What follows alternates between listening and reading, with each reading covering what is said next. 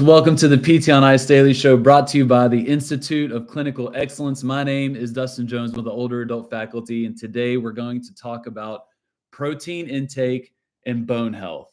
What is the evidence currently showing? What you need to know, because protein is being thrown around all over in terms of marketing, in terms of different articles and content pieces. I'm getting more questions about it from the folks that I'm serving. I'm sure you are as well. So I want to give a review of what we know to be true about protein intake related to bone health and what may not be true. All right. So the conversation of protein intake related to bone health has been over the past 10 to 15 years. It's starting to become more and more of a frequent conversation.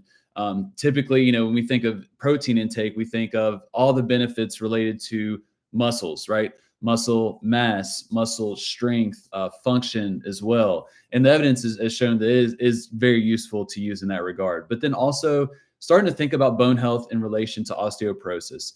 Bone is actually 33% of bone mass is actually comprised of protein, and protein intake is relevant for something like insulin growth factor, IGF-1, that does influence bone growth. And so there are theoretical mechanisms that intaking protein is going to influence the health of your bones and the strength of your bones.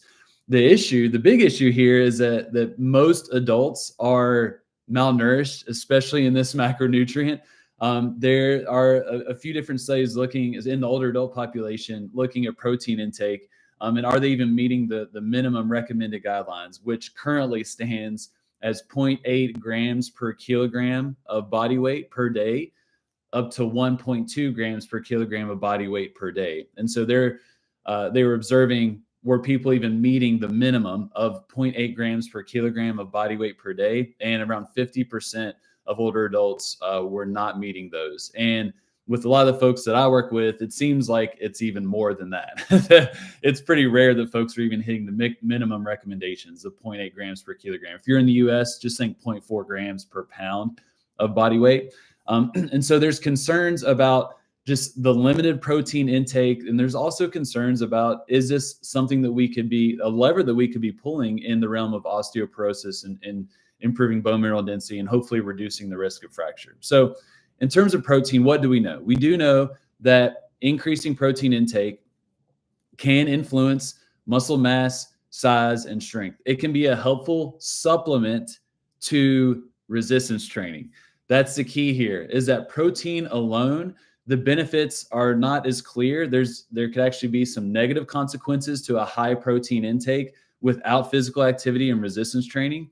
And so we really view protein as a supplement to resistance training, and it can have amazing benefits to our clients. In the older adult population, we need to bump up what those recommended daily amounts are. And so there's some really promising research looking at folks that consume more than the recommended amount, more than the 1.2 grams per kilogram of body weight per day, or you could think of more than 0.5 grams per pound of body weight per day. And older adults will typically respond better than if they're just doing the minimum. It speaks to this concept of anabolic resistance that many older adults can experience. It just takes more of that protein, the amount of protein, to trigger some of that muscle protein synthesis, to where we see some of those benefits. So older adults typically need more protein. A lot of these recommendations are for sedentary individuals. If you have someone that is training, that is active, then it's going to be bumped up to 0.8 to 1 grams per pound of body weight, which is a significant amount of protein per day.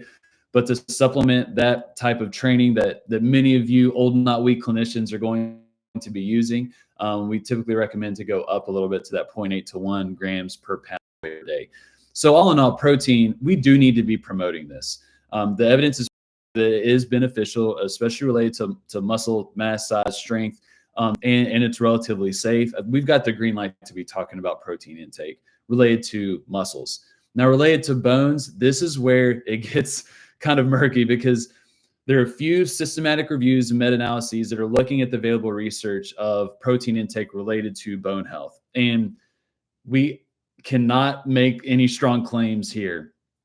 A lot of the studies that are included may not have compared resistance training and protein intake to, resistance training alone to protein alone, looking at primary outcomes of bone mineral density, for example, or bone content.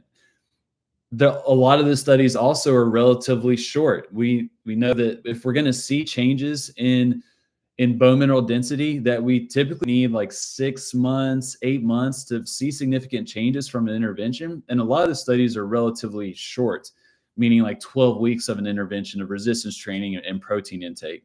And when we're looking at changes in bone, we may not have enough time to see some of those significant changes, as opposed to like strength. Yeah, 12 weeks, we can definitely be able to show changes in strength, but not necessarily in the strength of bone. There are proposed mechanisms that theoretically, me bumping up my protein intake is going to influence bone mineral density. But when we researched this, it hasn't really shaken out to be very, very clear. What has become somewhat clear is that if I just consume a very, very high protein diet alone without increasing my physical activity levels, that could potentially have a negative implication on bone mineral density, where as I'm bumping up that protein intake, I can often increase my urinary calcium excretion. If I don't meet that with increasing my calcium intake, that can create an environment where bone mineral density may break down. So I think we have to be careful here in terms of bone mineral density. So what are our takeaways? What are the things that we want to continue to push when we're having this conversation? This topic is not meant to scare you away from talking about protein. In fact, I think it's even more of a reason to speak to protein. It is important. We know it's helpful. We know it can influence muscle mass size and strength. It influences sarcopenia, especially when it is combined with resistance training. We need to view protein as a supplement to lifting heavy things, and especially related to trying to influence bone mineral density, right? We know lifting heavy things is going to be helpful. We know impact training is going to be helpful, where we increase the rate of loading of the skeletal system that can promote stronger bones. So resistance training, physical activity, that is our primary thing that we're pushing. And then we're promoting protein as a supplement. When we're working with our older adults, we want to be pushing towards the upper limits of the current recommendations. And I would say a great goal for a lot of folks would be to go above the recommended amount. If I'm a sedentary individual, I'm trying to hit over 1.2 grams per kilogram of body weight per day, or 0.5 grams per pound of body weight per day. If I'm an active individual that is participating in a fitness program or doing regular resistance training, you can flirt up with that 0.8 grams per pound of body weight to 1 gram per pound of body weight per day. So we're typically going to be recommending maybe higher than what a lot of these folks are associated with. Now, in terms of the practicality of this, of giving them this number, I think it's helpful to calculate it for them, right? Set the number. And I think it's helpful to track, to identify how much are you consuming. But tracking over a long period of time may not be sustainable or enjoyable for that person, but it can be helpful to get an idea of what they currently are doing, and then we can make recommendations. And for a period of tracking, it could be a few days, it could be a week.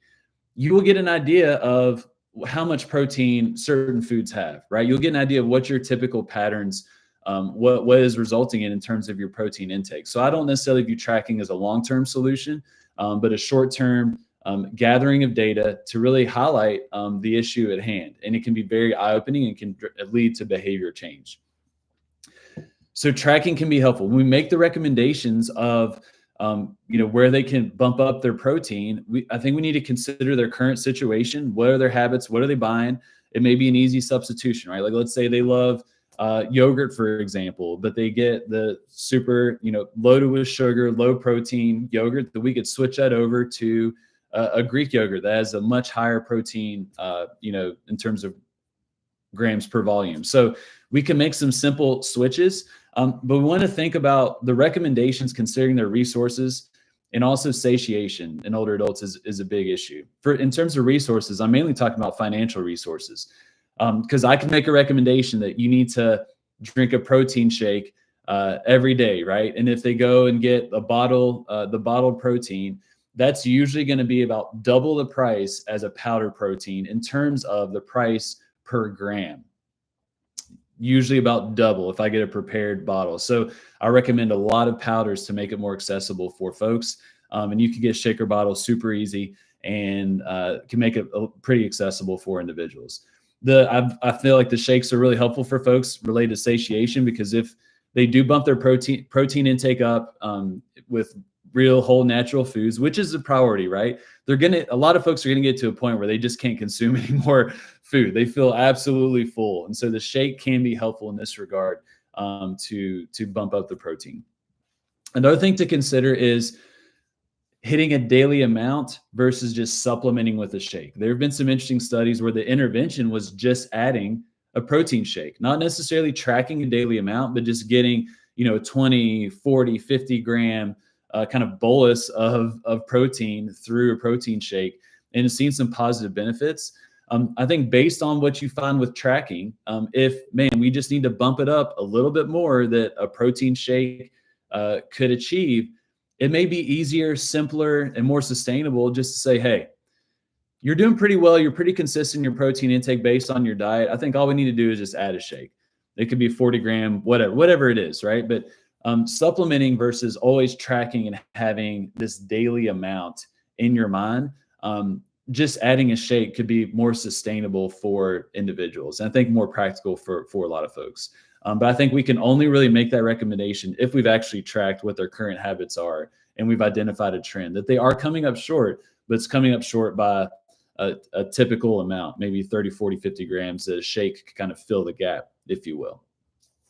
So I hope that's helpful. I've seen lots of conversations around protein and bone health, and I just want to make sure we're all on the same page here, that we don't want to be making these outrageous claims that, you can take this protein shake and it's going to reverse your osteoporosis. Like, we have no evidence to support that whatsoever.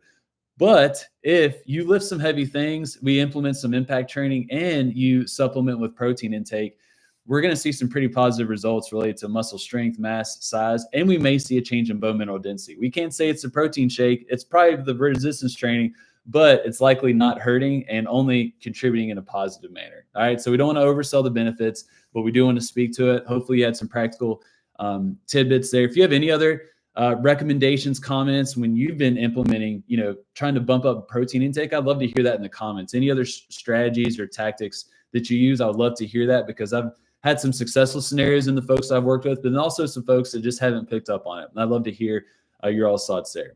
All right. We'd love to see you all on the road. As well, I want to mention our upcoming older adult courses. So our certification, older adult certification, is comprised of our 3 courses, our 2 online courses, which is level 1, level 2, and then our live course.